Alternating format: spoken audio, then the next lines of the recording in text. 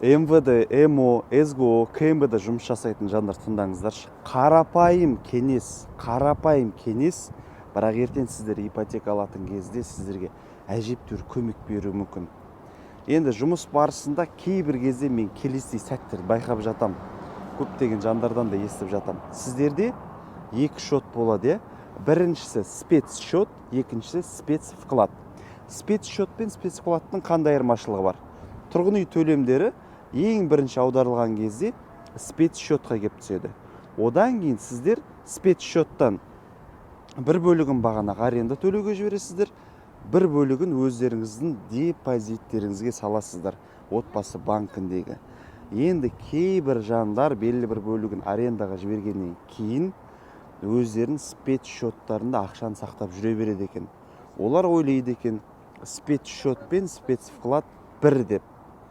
Енді ақша спецшотта тұр, үстінен не вознаграждение жүрмейді, не госпремия түспейді. Ертең қандай да бір бағдарламаларға қатысатын кезде вознаграждениесі керек. Ол кісілерде депозиттерінде накопление аз, немесе бүкіл накоплениясы спецшотта жатыр. Әріптестеріңізге, жақындарыңызға, жаңадан жұмысқа кірген жандардың бәріне таратып қойыңыздаршы. Өте пайдалы кеңес. Қарапайым болса да өте пайдалы. Жақсы достар.